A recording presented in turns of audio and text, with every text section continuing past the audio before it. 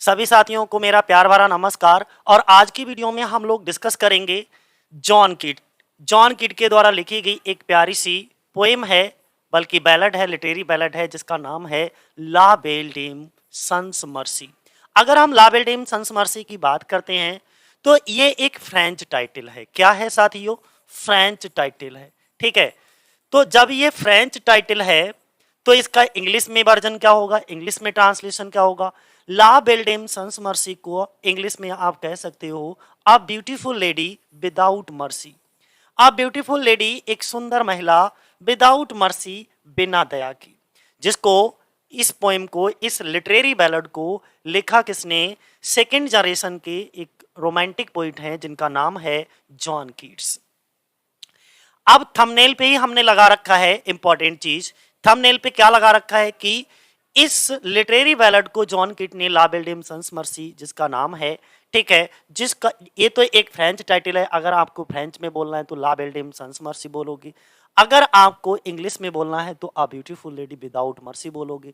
अगर मान लीजिए कोई इंडियन राइटर होता या इंडियन पोइट होता या कोई भी व्यक्ति होता तो वो इसी बात को अगर बोलता तो कैसे बोलता, क्या टाइटल रखता? तो हमारे यहाँ के जैसे मूवी टाइटल नहीं होते, बेवफा सनम, कातिल हसीना, इस तरीके के टाइटल रखता। ठीक है, वहां पर अच्छा ऐसा टाइटल जॉन कीट ने क्यों दिया? जॉन कीट ने ऐसा टाइटल इसलिए दिया क्योंकि इनकी एक प्रेमिका थी जिनका नाम था फैनी ब्रोन। और फैनी ब्रोन ने जो है इनका साथ छोड़ दिया और उसी से परेशान होकर के, दुखी होकर के उन्होंने इस कविता को लिखा। इस कविता में जब आप इस पोएम को पढ़ोगे शुरुआत से लेकर के लास्ट तक तो इसमें ऑटोबायोग्राफिकल एलिमेंट आपको देखेंगे। ठीक है, ये पोएम लिखी कब गई? 1819 में इस ला बेल्डेम सन्स मर्सी को लिखा गया। पब्लिश कब हुई? 1820 में इसको पब्लिश करवाया गया। यहां पर 1820 कर लीजिएगा। ठीक है, 1820 में ये पब्लिश हुई थी। इसका जॉनर क्या है? ये एक लिटरेरी बैलड है। मैंने क्या बताया? ये एक लिटरेरी बैलड है और इसमें टोटल कितने स्टेंजा हैं? 12 स्टेंजा हैं। ठीक है, और प्रत्येक स्टेंजा में कितनी लाइनें हैं? 4 लाइनें हैं। और इसके अगर राइमिंग स्कीम की बात करें तो ए बी राइमिंग स्कीम इसकी होगी ए बी सी बी, यानी कि दूसरी लाइन जो है वो चौथी लाइन से आपको राइम करती हुई नजर आएगी। ठीक है, तो अब आगे देखो नेक्स्ट इसी बात के, तो थंबनेल को हमने डिस्कस किया, थंबनेल पे क्या क्या चीजें हमने लगाई थी। यहां से आप देख सकते हो अच्छे से कि वही चीज है जो चीज हमने बताया है आपको। 1819 ध्यान रखना, और यहाँ पे जो पब्लिशिंग डेट है इसकी 1820 है। लिटरेरी बैलड है, 12 स्टेंजा है, 4 लाइनें हैं प्रत्येक स्टेंजा में, और राइमिंग स्कीम इसकी ABCB है। अगला देखिए, मैंने इसे रिपीट कर दिया, रिपीट इसलिए कर दिया जिससे कि आपको याद हो जाएगा चीजें। यहां से आपको जानकारी मिलेगी। ला बेल्डेम सन्स मर्सी क्या है? एक लिटरेरी बैलड है। बार बार यहीं से क्वेश्चन ही बनते हैं। आप जब भी मान लीजिए TGT LT का एग्जाम देने जाओगे तो क्वेश्चन ही जॉनर से क्वेश्चन बन जाएगा, रिटन डेट, पब्लिशिंग डेट, यहीं से आपके क्वेश्चन बनेंगे। और LT के लिए बहुत इंपॉर्टेंट पोएम है जॉन कीट की। ठीक है, अब देखो ये सब चीजें हम बता ही चुके हैं। La Belle Dame sans Merci, sans Merci CI होगा, CI। ठीक है, उनका जो है CI से, वैसे तो स्पेलिंग मर्सी ही है लेकिन उन्होंने जो टाइटल दिया था वो CI वाला दिया है, मर्सी। क्या है? एक लिटरेरी बैलड है जिसको 1819 में लिखा गया, 20 में पब्लिश हुआ। ठीक है, 12 स्टेंजा हैं और प्रत्येक 4 लाइनें हैं। तो कितनी टोटल लाइनें कितनी हो गई? 48 लाइन्स हो गई, ध्यान बनाए रखना। राइमिंग स्कीम इसकी ABCB है। ठीक है, और अब तुम्हें एक अलग चीज यहां पर देखने को मिल रही है। अब तक तो रिपीटेशन का काम चल रहा था, ये लास्ट के 2 पॉइंट आप कहीं पर नोट कर लीजिएगा। इनकी ला बेल्डेम सन्स मर्सी क्या है? एक ऑटोबायोग्राफिकल पोएम है। इसमें आपको ऑटोबायोग्राफी, डेट मीन्स अपने ऊपर बहुत सारे एलिमेंट, इनको ऑटोबायोग्राफिकल एलिमेंट देखने को मिल जाएंगे इस पोएम में। दूसरी चीज, ये जो पोएम है वो सोच दिखाती है किड्स के ओन लव, स्वयं का प्यार, फॉर किसके लिए? फैनी ब्रोन के लिए। मैंने बताया ना कि फैनी ब्रोन कौन थी? वो इनकी बिलव्ड थी। किनकी बिलव्ड थी? जॉन कीट की प्रेमिका थी। ठीक है, ये जो जॉन कीट की प्रेमिका थी ये इनको छोड़ करके चली जाती हैं, जिनसे ये बहुत ज्यादा दुखी होते हैं, परेशान होते हैं और फिर इस बैलड को लिखते हैं। ठीक है, इसमें मेनली 3 कैरेक्टर्स का ज्यादातर जिक्र होता है, हम आगे बताएंगे। अच्छा यहां पर देख लीजिएगा, देखो कुछ चीजें मैं बार बार इसलिए रिपीट कर रहा हूं, आप यहां से देख लीजिएगा कि ये चीजें खूब पूछी जाती हैं कि फ्रेंच टाइटल इसका ला बेल्डियम सन्स मर्सी है, इसका अर्थ क्या होता है? तो the beautiful lady without mercy इसका मीनिंग होता है। अब यहां पर देखिए, अभी तक तो हम वहीं पर चल रहे हैं, जरा ध्यान से देखिएगा कि ये जो है हमारा अबाउट द टाइटल, अगर हम टाइटल के बारे में बात करें तो यहां से आप देख सकते हो अच्छे से कि ला बेल्डियम सन्स मर्सी जो टाइटल है वो फ्रेंच वर्ड है, ये सभी फ्रेंच वर्ड्स हैं, are used in the title. हम शुरुआत से ये बात बोलते आ रहे हैं कि पूरे के पूरे टाइटल में जॉन कीट ने इन सभी फ्रेंच वर्ड का यूज किया है, जिनका सबका मतलब यहां पर मैंने लाइन से लिख रखा है। ला का मतलब होता है दी, बेल का मतलब होता है ब्यूटीफुल या प्रीटी, डेम का मतलब होता है अ गर्ल या अ वुमेन कह सकते हो, सन्स का मतलब होता है विदाउट के बिना, और मर्सी का मतलब होता है काइंडनेस, सिंपैथी, पिटी, ये सब। तो इस पूरे का मतलब क्या हो गया? A beautiful lady without mercy. ठीक है, अब इस मुझे नहीं लगता कि अब तुम भूल जाओगे, सारी चीजें यहां से एकदम क्लियर हो ली। दूसरी चीज आपसे पूछी जा सकती है कि इस पोएम की थीम क्या है। तो इसमें जो थीम देखने को मिलती है, जब आप पोएम को पूरा पढ़ोगे, समझोगे, ठीक है, एनालाइज करोगे, तो आपको दिखेगा कि इस पोएम में डिप्रेशन इन लव क्या दिखाया जाता है। डिप्रेशन इन लव, जो जॉन कीट होते हैं वो फैनी ब्रोन के प्यार में डिप्रेस हो जाते हैं, हार्ट ब्रेक, दिल टूट जाता है उनका, और सैडनेस, उदासी आ जाती है। तो आपको पता लग गया होगा कहानी का बैकग्राउंड क्या है। दूसरी चीज इसमें मैंने क्या बताया, मोस्ट इंपॉर्टेंट चीज है, ऑटोबायोग्राफिकल एलिमेंट पाए जाते हैं, तत्व मिलते हैं। अब अगला ये पॉइंट कहीं पर नोट कर लीजिएगा कि जो ये थे जॉन कीट, उन्होंने ये जो टाइटल कॉपी किया था, कहां से कॉपी किया था, कहां से लिया था, तो ध्यान बनाए रखना, द टाइटल इज फ्रॉम कहां से, 15वीं सेंचुरी की, यानी कि 15वीं शताब्दी में एक पोएम लिखी थी, किसने? एलन चार्टियर के द्वारा एक पोएम लिखी गई थी। किसके द्वारा? एलन चार्टियर के द्वारा। एलन चार्टियर भी क्या थे? एक फ्रेंच राइटर थे, एक फ्रेंच पोइट थे। ठीक है, तो वहीं से इन्होंने ला बेल्डियम सन्स मर्सी पोएम के टाइटल को कॉपी किया। दूसरा, इसमें जब आप इसको शुरुआत में पढ़ोगे तो इसमें क्वेश्चन आंसर की टेक्निक को अपनाया गया, और बड़ी अच्छे तरीके से, यूनिक तरीके से। ठीक है, इट इज अबाउट, अब मैं थोड़ा सा ये बता दूं। अच्छा, ये स्टोरी बताने से पहले ये समझ लीजिएगा, इसमें जो कहानी चलती रहती है वो 3 लोगों के मध्य चलती है। इसके 3 लोगों के मध्य चलती है, जो कैरेक्टर्स होते हैं वो 3 लोगों के मध्य ये पूरी कहानी चलेगी। इसमें एक स्ट्रेंजर होता है, या आप ये कह सकते हो speaker of the poem, poem को कहने वाला यानी कि स्पीकर। और दूसरा कौन होगा? एक नाइट होता है। नाइट यहां पर जो है वो खुद जॉन कीट हैं, खुद जॉन कीट हैं। ठीक है, नाइट यहां पर कौन है? अच्छा, जॉन कीट ही दोनों हैं, वो खुद से ही क्वेश्चन करते हैं और फिर खुद से ही आंसर भी करते हैं, मान लीजिए। और जो फेरी लेडी है, यानी कि फेरी लेडी किसको बोला गया है? फैनी ब्रोन को बोला गया है। किसको बोला गया है? फैनी ब्रोन को बोला गया है। ठीक है, ध्यान बनाए रखना, फैनी ब्रोन को क्या बोला गया है? फेरी लेडी बोला गया है। तो ये 3 कैरेक्टर्स के बीच में जिक्र चलता है। अब देखो पोएम की शुरुआत की, थोड़ा सा बैकग्राउंड पोएम के बारे में बताएंगे, फिर हम लाइन बाय लाइन पूरी पोएम को डिस्कस करेंगे, एक एक वर्ड अच्छे से डिस्कस करेंगे, जिससे कि तुम्हें बिल्कुल भी कहीं कोई कंफ्यूजन ना हो। ओके, चलो यहां से देखिएगा, हमने क्या बताया, इट किसके लिए आया? पोएम के लिए। इट इज अबाउट के बारे में है। एक नाइट का मतलब होता है योद्धा या सरदार, आप कुछ भी कह सकते हो। हु मीन्स जो वॉन्डर्स भटकता है, इन सर्च ऑफ की तलाश में। अ ब्यूटीफुल लेडी एक सुंदर महिला की तलाश में दर बदर पर्वतों पर, जंगलों में, वीरान जगह पर भटकता हुआ नजर आता है। और वो ब्यूटीफुल लेडी कौन है? फेरी। फेरी से मतलब उनकी ही प्रेमिका फैनी ब्रोन की बात कर रहे हैं वो।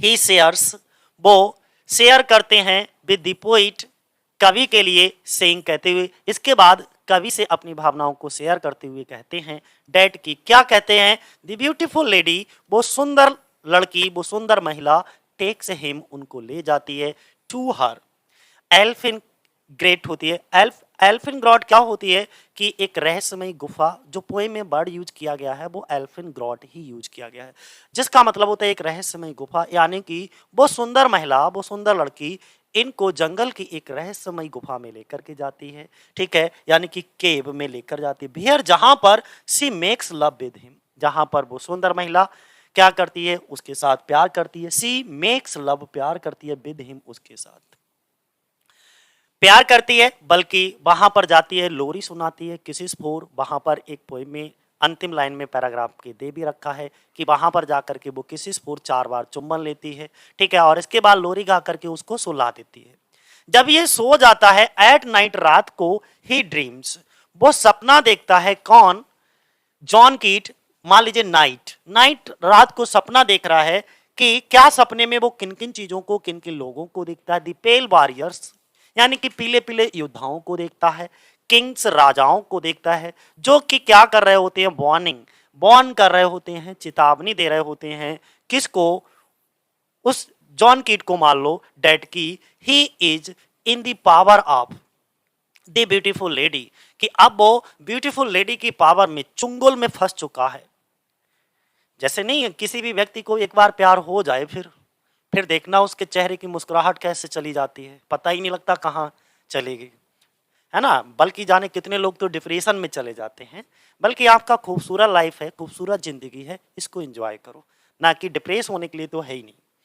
तो that he is in the power of beautiful lady, और वो क्या करता है कि सपने में ये सब, क्योंकि ये भी इससे पहले ये वॉरियर्स, ये किंग्स, ये सभी भी उस सुंदर महिला के धोखे का शिकार हो चुके हैं, ठीक है, तो इसीलिए उन्हें पता है, अनुभव है कि बेटा अब तू भी शिकार होने जा रहा है, तू अब उस सुंदर महिला के चुंगल में फंस चुका है, विदाउट मर्सी। और वो सुंदर महिला कैसी है, बिना दया की है, उसे बिल्कुल भी दया नहीं आती, वो बिल्कुल धोखा दे देगी तुमको, ठीक है, बेवफा समझो उसे, आपके साथ बिल्कुल भी वफा नहीं करेगी। और इतना सपना देखते ही उसकी आंखें खुल जाती हैं, ठीक है, ही वेक्स अप, वो जाग जाता है, और जब वो जागता है तो नजारा देखो कैसा होता है कि वहां पर कोई नहीं होता, वहां पर जो वो सुंदर लड़की होती है वो जा चुकी होती है उसे छोड़ करके। तो he does not find the lady, वह उस महिला को वहां नहीं पाता, कब नहीं पाता, जब वो जागता है, सिंस देन, तभी, ही हैज बीन सर्चिंग, और तभी वो हैज बीन सर्चिंग, तलाश रहा है, फॉर द लेडी, उस महिला को, और तब से लेकर के अब तक मैं उस महिला को तलाश रहा हूं, यानी कि प्रयास कर रहा हूं कि कहीं तो वो मिलेगी। अगला इसकी 2 लाइनें और हैं, समझो, it has the medieval atmosphere of music, इसमें मेडिवल एटमॉस्फियर दिखाया जाएगा ऑफ म्यूजिक एंड मिस्ट्री का। इट शोज, और इसमें क्या देखने को मिलता है, इस पोएम में कवि की मास्टरी देखने को मिलती है। किस बात में कवि की मास्टरी देखने को मिलती है, ओवर द बैलड स्टेंजा, जो बैलड स्टेंजा है 4 लाइनों का क्वार्टरिन, ठीक है, उसमें इनकी मास्टरी को देखने को मिलता है। अगला दूसरा, इसमें जो कवि ने डिक्शन यूज किया है वो बहुत ही सिंपल यूज किया है, और इस कविता में क्या दिखाया गया है, दर्शाया गया है, a fusion of sound and sense को दर्शाया गया है, ठीक है ना, इतनी कहानी आपको समझ आ गई। अगला देखो, नेक्स्ट अगर हम बात करते हैं,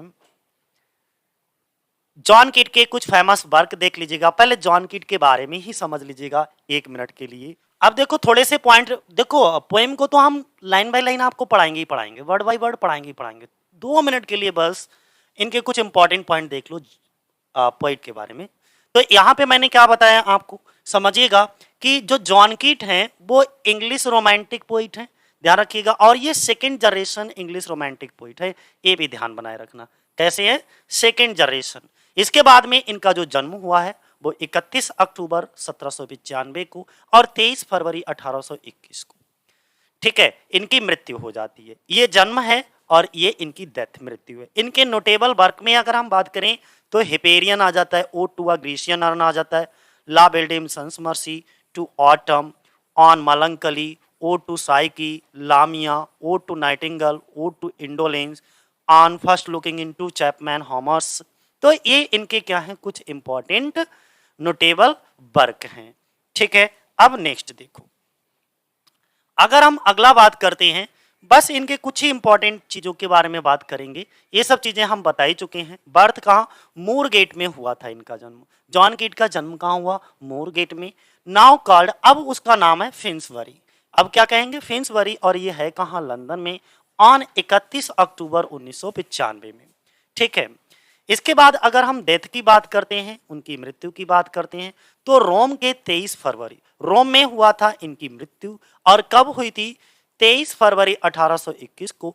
जब जॉन कीट की मृत्यु हुई उस समय जॉन कीट का जो एज था वो कितना था, 25 वर्ष 4 महीने की उम्र में इनकी क्या हो जाती, डेथ हो जाती। सोचिए कितनी युवावस्था में ही मर गए। और तुम जानते हो कि इतनी कम उम्र में व्यक्ति क्या लिखेगा। ठीक है, बरीड, और फिर भी इतना लिख करके चले गए कि आप इमेजिन कर सकते हो। आप तो पढ़े हो, इसको स्टडी कर रहे हो जॉन कीट को, तो तुमने खुद ही इमेजिन किया होगा।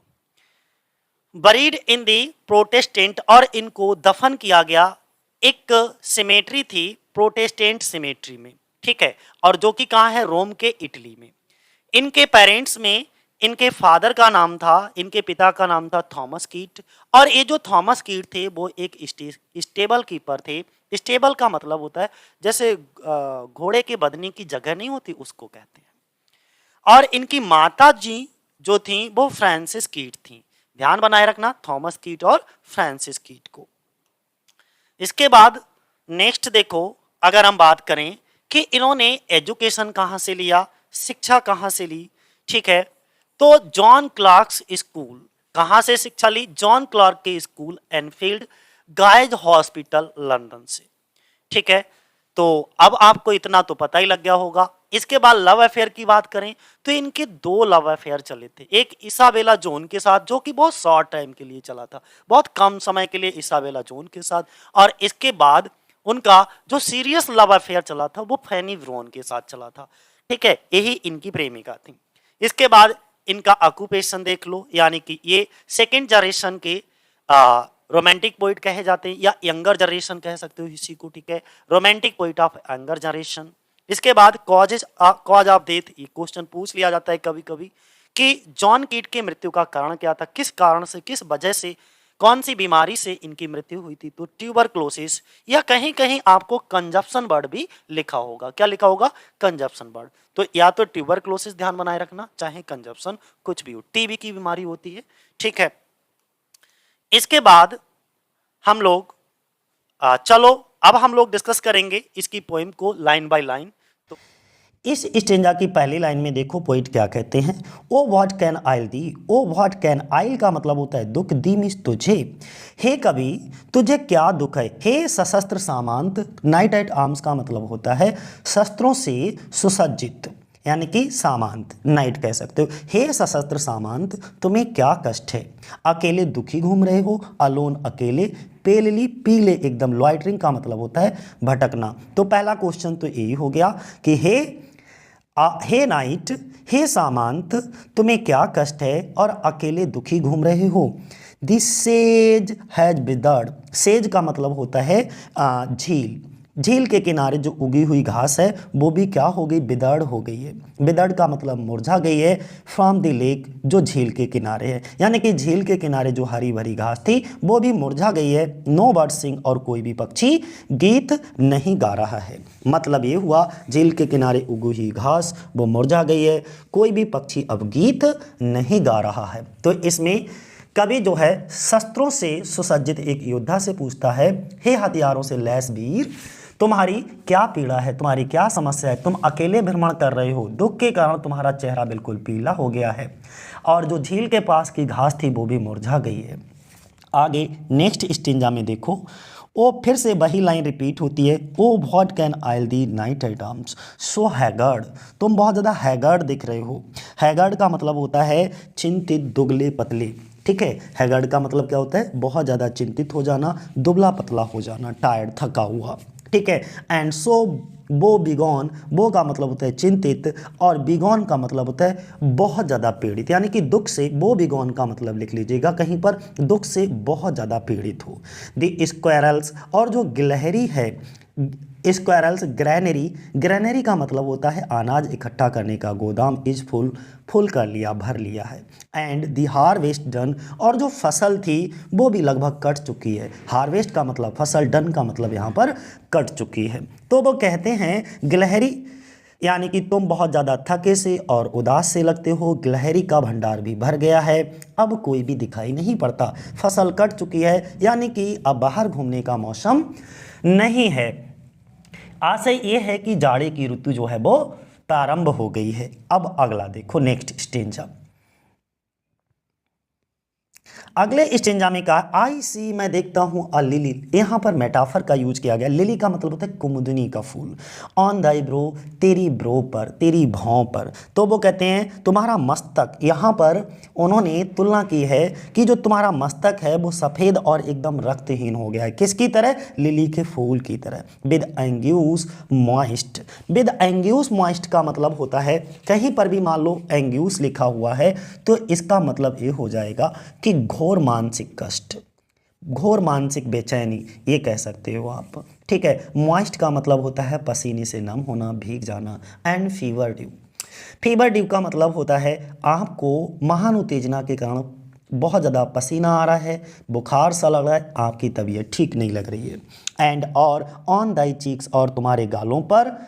अ फेडिंग रोज, यानी कि जो तुम्हारे गालों का कलर है, जो तुम्हारे गालों का गुलाबीपन है वो भी फेडिंग हो गया। फेडिंग का मतलब मुरझा गया है, किसकी तरह? रोज की तरह। पहले तो तुम्हारे गाल, तुम्हारा चेहरा एकदम गुलाबी रोज की तरह गुलाब था, ठीक है, लेकिन अब वो पूरी तरीके से मुरझा गया है। कहने का मतलब उनका सिर्फ इतना है कि हे सामंत, तुम कितने दुर्बल लग रहे हो, तुम्हारा चेहरा और गाल सफ़ेद और रक्त विहीन हो गया है। उसका मस्तक सफ़ेद कुमुदनी की भांति एकदम सफ़ेद है, रक्तहीन है। उसके मुख पर मानसिक चिंता और उत्तेजना के कारण पसीने की बूंदें हैं।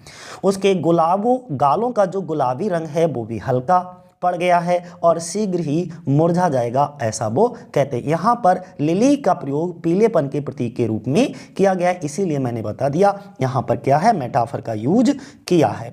स्टेंजा नंबर 4 देख लीजिएगा, आई मीट। अब वो यहाँ से आंसर देना शुरू करेंगे स्टेंजा नंबर 4 से। अब वो बताते हैं अपनी पूरी कहानी, लव स्टोरी। आई मीट, मैं मिला, अ लेडी, एक महिला से, इन दी मीट्स, चरगाहा में, मैदान में, एक खुले मैदान में, चरगाहा में मैं एक महिला से मिला। देखो यहाँ पर जॉन कीट ने कितना अच्छा एडजेक्टिव, खाली ब्यूटीफुल कह देते तो नहीं काम चलता, फुल ब्यूटीफुल, सुंदर थी, वो बहुत सुंदर थी। और कैसी? अ फेरी चाइल्ड, जैसे कि एक परी की बच्ची हो। हर हेयर वाज लॉन्ग, उसके जो बाल थे वो लंबे लंबे थे। हर फुट वाज लाइट, और उसके पैर हल्के थे। हल्के से मतलब 1-2 ग्राम के मत समझ लेना, यानी कि छोटे छोटे थे, ठीक है। And her eyes were wild, और उसकी आंखें कैसी थीं? वाइल्ड थीं, बड़ी बड़ी थीं, ठीक है। इसका मतलब ये हुआ, वाइल्ड का मतलब ये भी कह सकते हो कि बहुत ज़्यादा साई, प्रेम से भरी हुई, लचीली, चौकन्नी थी। कवि यहाँ पर इस पैराग्राफ में सिर्फ सामंत का उत्तर देता है। वह कवि को उस महिला की सुंदरता और भव्य व्यवहार के बारे में भी बताता है जो उसे मैदान में मिली। क्या उत्तर देता है कि घास के मैदान में उसे एक महिला मिली थी जो अत्यधिक सुंदर थी, ऐसा लगता था कि वह किसी परी की पुत्री हो। उसके बाल लंबे थे, उसकी चाल शोभायमान थी, बहुत अट्रैक्टिव ढंग से वो चलती थी। उसकी आंखें लचीली और चौकन्नी थीं, ऐसा लगता था जैसे कि उसकी आंखों में प्रेम भरा हुआ हो। 5वां paragraph, I made a garland. अब आगे थोड़ी और कहानी बढ़ी है, तो वो कहते हैं कभी आई मेड, मैंने बनाई, अ गार्लैंड। गार्लैंड का मतलब होता है फूलों की माला, फॉर हर हेड। पहले देखा होगा कि महिलाएं अपनी खूबसूरती पर चार चांद लगाने के लिए बालों में फूलों का गजरा वगैरह लगा लेती थी। उसी सेंस में ये कहा है कि आई मेड अ गार्लैंड, मैं एक फूलों की माला बनाऊंगा, फॉर हर हेड, उसके सर के लिए।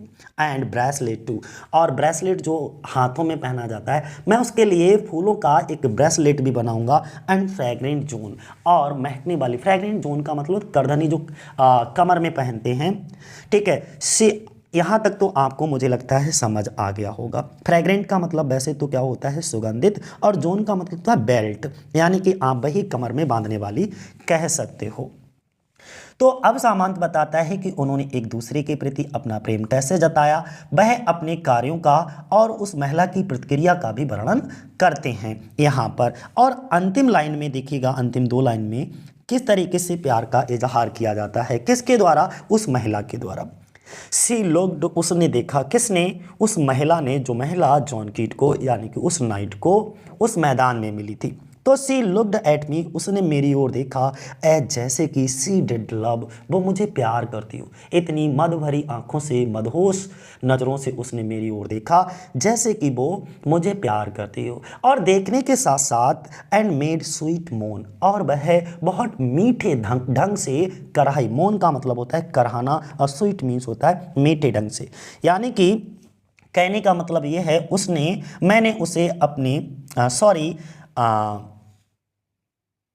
मैंने उसके लिए फूलों की माला, कंगन और सुगंधित करधनी बनाए। उसने मेरी तरफ प्रेम भरी नज़रों से देखा और मीठे ढंग से कराई। इसका मतलब ये हुआ यहाँ पर जो सामंत है वह फूलों से उस महिला के लिए कुछ आभूषण बनाता है, उसके सिर के लिए सर में गजड़ा जिसे हम कहते हैं उसकी एक माला बनाता है, कलाइयों के लिए भी आभूषण बनाता है, उसके लिए एक सुगंधित तगड़ी बनाता है यानी कि जो कमर में पहनी जाती है, उसने भी आभूषण उसे भेंट कर दिए। इसके बाद उस महिला ने उसकी ओर प्रेम भरी नज़रों से देखा, वह काफ़ी परंतु मीठे ढंग से कराई। इससे स्पष्ट हो गया कि वह प्रेम से ही कराई। उसने फूलों के द्वारा अपना प्रेम यानी कि यहाँ पर कवि ने अपना प्रेम फूलों को भेंट करके प्रकट किया और उस महिला ने अपना प्रेम जो है वो कराहट से अपना प्रेम प्रकट किया यानी कि मद भरी आंखों से देख करके। बात क्लियर हो गई। इसके बाद क्या हुआ, ये तो हो गया, एक दूसरे से प्यार भरी नज़रों से देख लिया, एक दूसरे को प्यार का प्रपोज भी कर दिया। इसके बाद ये लॉन्ग ड्राइव पे निकल जाते हैं। लॉन्ग ड्राइव से मतलब ये है कि आई सेट हर, मैंने उसे बिठा लिया, ऑन माई पेसिंग, पेसिंग का मतलब होता है तेज़ गति से चलने वाले, स्टीड मीन्स घोड़े पर, मैंने उसे अपने तेज़ गति से चलने वाले घोड़े पर बिठा लिया। एंड नथिंग एल्स, और कुछ भी नहीं देखा के सिवाय, यानी कि ऑल डे लॉन्ग, पूरे दिन भर मैंने उसकी सूरत के अलावा कुछ भी नहीं देखा, मैं पूरे दिन भर उसकी सूरत को ही निहारता रहा। फॉर साइड लॉन्ग, कभी वो इस तरफ झुकती थी क्योंकि घोड़े पर ये यात्रा कर रहे हैं, तो कभी वो घोड़े के उस तरफ झुकती थी। Side long would see bent, वो झुकती थी और क्या करती थी, एंड सिंग, गा रही थी, अ फेरी सॉन्ग, एक परियों वाला गीत गा रही थी। कहने का मतलब ये है, मैंने उसे अपने तेज गति से चलने वाले घोड़े पर बिठा लिया और सारे दिन उसके अतिरिक्त और कुछ नहीं देखा क्योंकि वह इधर उधर झुक करके परियों वाला गीत गा रही थी। मतलब ये है, यहाँ पर जो नाइट है वो हमको बताना चाह रहा है कि वे घोड़े पर किस प्रकार घूमे। आज के डेट में होते तो हम कार से लॉन्ग ड्राइव पर जाते या बाइक से, लेकिन उस जमाने में जंगल में कार और घोड़ा नहीं था, इसलिए बेचारे कार और मोटरसाइकिल नहीं थी, इसलिए वो बेचारे जंगल में घोड़े पर ही लॉन्ग ड्राइव पे निकल गए। तब उन्होंने कहा कि देखो किस तरीके से घूमे। महिला ने अपने मुख और प्रेम का प्रदर्शन किया, वह उसे देखता रहा। ये सारी बातें रहीं। बात क्लियर हो गई। एक बार कहो तो फिर रिपीट कर देता हूँ। सामंत ने उसे कहाँ बिठाया, उठा करके अपने तेज गति से चलने वाले घोड़े पर बिठा लिया। दिन भर केवल उसकी सुंदरता को निहारता रहा और कुछ भी नहीं देख सका क्योंकि उसने अपना मुंह एक ओर मोड़कर सामंत की ओर देखा और एक परियों वाला गीत गाया।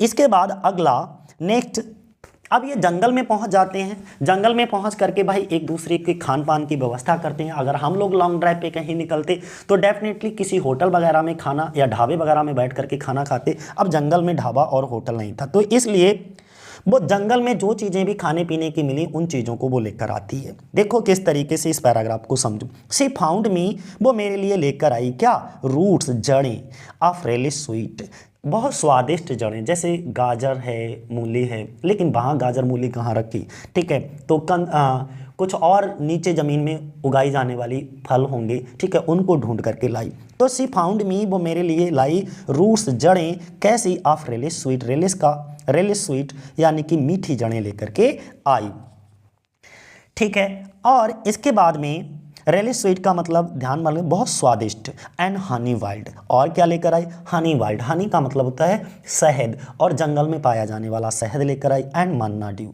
भाई साहब मन्ना ड्यू का तो मतलब आप समझ गए होंगे, अमृत। अब ये अमृत पी लेंगे बस, अब ये कभी नहीं मरेंगे, ठीक है, यानी कि वो इनके लिए मन्ना ड्यू लेकर आई, डेट मीन्स अमृत। एंड और श्योर निश्चित ही इन लैंग्वेज एक ऐसी भाषा में जो कि स्ट्रेंज थी, स्ट्रेंज का मतलब उसे समझ नहीं, बड़ी विचित्र भाषा थी। सी सैड उसने कहा आई लव दी ट्रू, मैं तुम्हें सच्चा प्रेम करता हूँ। अच्छा, जब इनको उनकी भाषा ही नहीं समझ में आई तो इन्होंने कैसे आइडिया लगा लिया कि उसने यही कहा होगा कि आई लव दी ट्रू, कि मैं तुम्हें सच्चा प्रेम करती हूँ। वो हो सकता है उसने कुछ और कहा, बट कभी को उसकी भाषा समझ नहीं आई, लेकिन इन्होंने आइडिया लगा लिया कि निश्चित ही उसने मुझसे यही कहा होगा। बात समझ में आई, क्या कहा उसने, मेरे लिए सुस्वाद मूल बनने मधु यानी कि वन में पाया जाने वाला शहद और देवताओं का पेय पदार्थ जो कि मन्ना ड्यू अमृत होता है वो ला करके दिया। और अपरिचित भाषा में निश्चय ही उसने कहा कि मैं तुम्हें सच्चा प्रेम करती हूँ। बात समझ में आ गया। अब यहाँ पर जो नाइट है वो कवि को बताता है, आंसर करता है कि महिला ने किस प्रकार उसका स्वागत किया, वह उसके लिए भोजन और पेय लाई और उसके प्रति अपना प्रेम प्रकट किया। यानी कि सामंत और महिला दोनों कहाँ हैं, ध्यान से बनाए रखिए, घोड़े पर जा रहे हैं, मार्ग में महिला ने उसका आदर सत्कार किया, वह स्वादिष्ट मूल खोज करके लाई है और उसको खाने को दे दिया। उसने वन में से कुछ अच्छा प्राकृतिक शहद ला करके दिया। उसने देवताओं को जो पीने योग्य, क्योंकि देवता ही पीते हैं मन्ना ड्यू, यानी कि एक अमृत पीने के लिए दिया।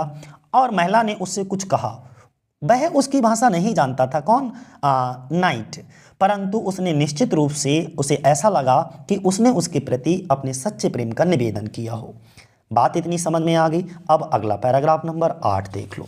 8वें पैराग्राफ में कहा गया सी टुक मी, अब वो भाई ले गई। जैसे हम लोग नहीं कहीं अगर लेट हो जाते हैं तो स्टे करते हैं किसी होटल में, वैसे ही अब जंगल में होटल कहाँ रखा है, तो ये महिला उसको ले गई एक एल्फिन ग्रॉट में, एक रहस्यमय गुफा होती है उसके अंदर ले जाती है, वहाँ पर ये प्यार करते हैं। कैसे, समझो। सी मीन्स वह कौन, वह सुंदर महिला, ठीक है। टुक मीन्स ले गई, मी मीन्स मुझे, टू हर अपनी एल्फिन ग्रॉट में, एल्फिन ग्रॉट का मतलब होता है रहस्यमय गुफा में ले गई। एंड और देयर, वहाँ पर सी बेप्ट, वो रोई। देखो ये इमोशनल कार्ड तो उनका सबसे पहला हथियार होता है, तो एंड देयर सी बेप्ट, और वहाँ वह रोई, एंड साइंड, और आहें भरी, फुल शोर, पूरी जोश के साथ। इसका मतलब हुआ कि फुल शोर से मतलब आहें भरना होता है, ठीक है। तो उसने आहें भरी, मैं फिर बता देता हूँ, बहुत दुखी होकर के, फुल शोर का मतलब लिख लो यहाँ पर, वेरी बिटरली, बहुत दुखी होकर के उसने आहें भरी। एंड और देयर, वहाँ पर आई शट, मैंने बंद कर दिए। मुझे ऐसा लगा कि वो इस चीज़ को सोच करके परेशान है, कहीं ऐसा ना हो कि मैं उसे छोड़ करके चला जाऊँ। कवि को ऐसा लगा। ये विश्वास दिलाने के लिए कवि ने क्या किया कि आई शट, मैंने बंद कर दिए, हर वाइल्ड वाइल्ड आइज, उसकी बड़ी बड़ी आंखों को मैंने बंद कर दिया। किस तरीके से, विद किसिस फोर, 4 बार चुम्बन लेकर के। उसके कहने का मतलब ये है कि वो सुंदर लड़की मुझे अपनी गुफा में ले गई और वहाँ वह रोई और बहुत दुखी होकर के रोई, बहुत दुखी होकर के आहें भरी, और वहाँ मैंने 4 चुंबनों से उसकी मद भरी आंखों को बंद कर दिया। कहने का मतलब यह है, अब यहाँ पर नाइट कवि को आंसर करता है कि किस प्रकार उस महिला ने फिर रोकर और आहें भरकर अपना प्रेम प्रकट किया, और किस प्रकार चुंबनों के द्वारा उस महिला को मैंने अपने प्रेम का विश्वास दिलाया कि मैं भी तुमको सच्चा पक्का प्रेम करता हूँ, ठीक है। सामंत का आदर सत्कार करने और उसके प्रति अपने प्रेम को प्रकट करने के बाद वह महिला जो है उसे अपने गुफा में तो ले ही जाती है। गुफा बहुत अंदर से सुंदर और सुविधाजनक थी। वहाँ वह रोती है, आहें भरती है। सामंत को लगता है कि वह इसलिए रो रही है क्योंकि वो डर रही है कि मैं उसे छोड़ करके ना चला जाऊँ, उल्टा। और जबकि यहाँ पर इस पैराग्राफ में, अगले पैराग्राफ में आपको समझ आएगा उल्टा होता है। कभी तो उसको छोड़ करके नहीं जाता है, लेकिन वो सुंदर महिला इसको छोड़ करके चली जाती है और इसके बाद ये पागलों की तरह उस एरिया में भटक रहे हैं।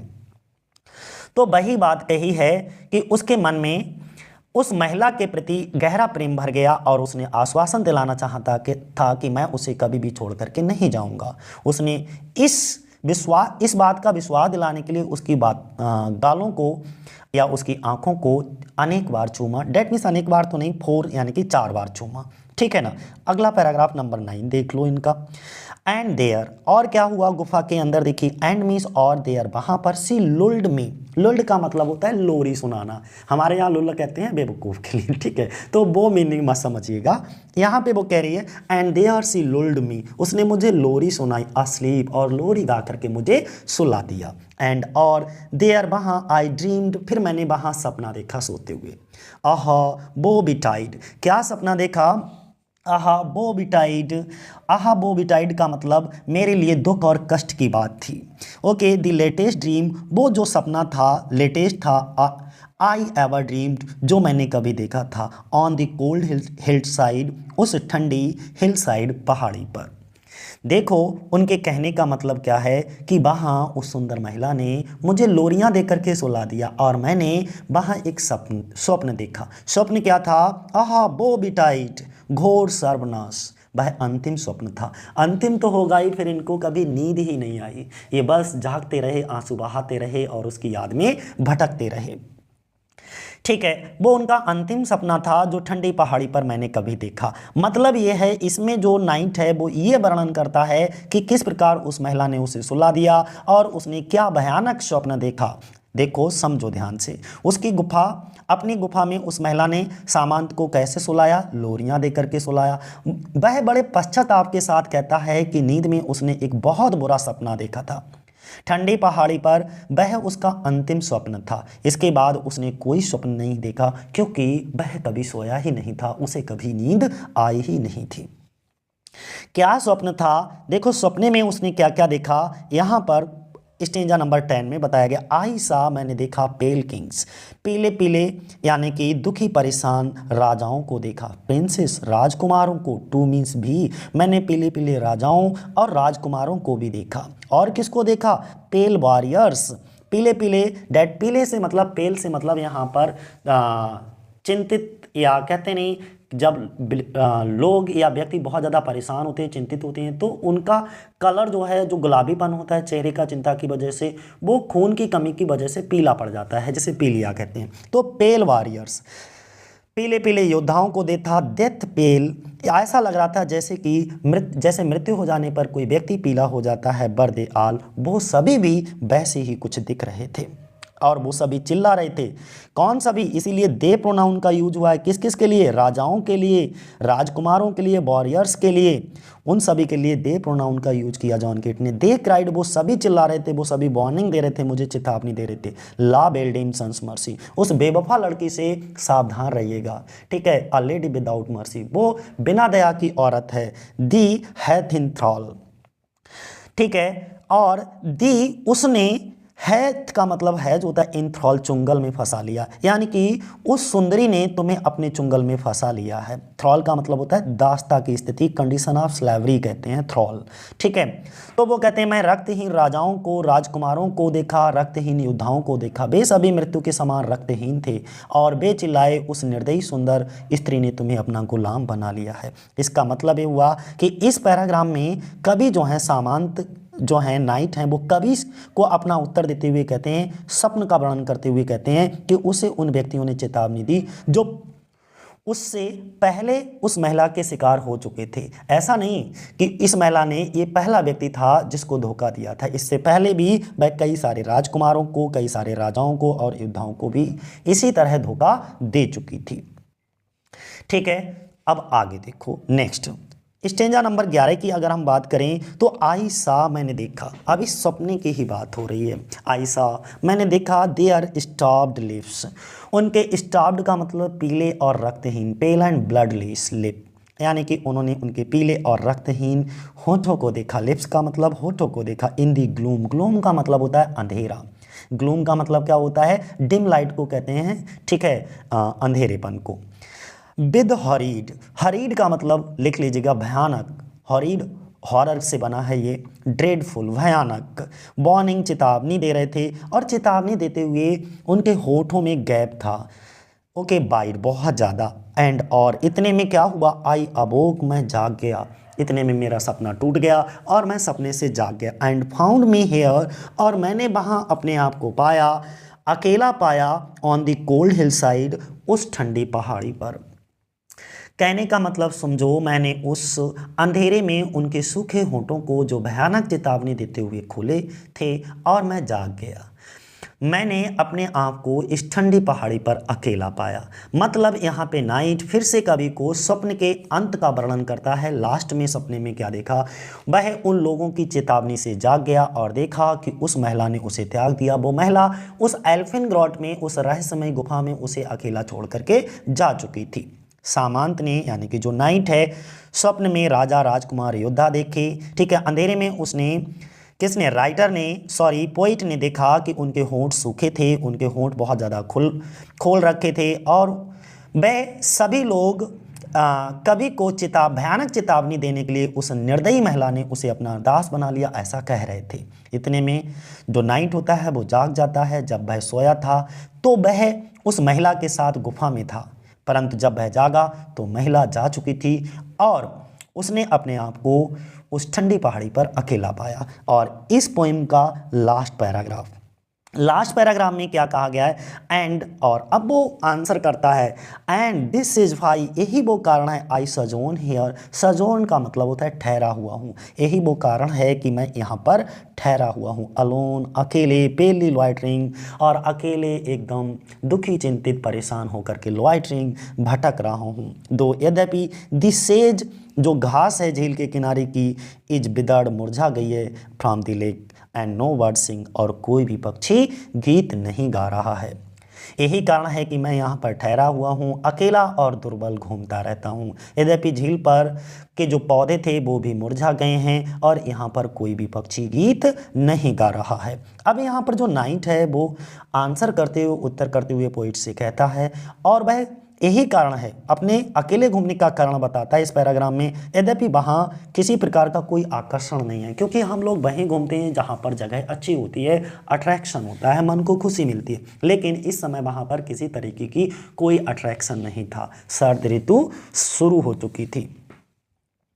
तभी यहाँ पे नाइट कहता है, उसने पूरा कारण भी बता दिया, वह ठंडी पहाड़ी पर अकेला और दुर्बल होते हुए भी ठहरा हुआ है। यद्यपि शीत ऋतु आ गई है, झील के पास की छोटी छोटी जो घास थी वो भी सूख गई है, मुरझा गई है, और गर्म जो पक्षी हैं वो गर्म देश को उड़ गए हैं, वहाँ पर कोई नहीं है, कोई पक्षी गीत नहीं गा रहा है। अब आपको समझ आ गया होगा कि भाई क्या कहानी है। ठीक है, तो मैंने क्या बताया कि भाई इसमें एक कहीं की लाइनें मुझे याद आ रही हैं, लास्ट में मैं बता देता हूँ। कवि की स्थिति तो कुछ उस तरीके की हो गई है जैसे आजकल के शादीशुदा लड़कों की होती है। जैसे शुरुआत में तुमने देखा होगा, जो बीवियाँ होती हैं ना, वो आती हैं हीर की तरह और 1 साल तक वो लगती हैं खीर की तरह, और 1 साल के बाद फिर चुभती हैं तीर की तरह, और आखिर में हालत कर देती हैं एक फ़कीर की तरह।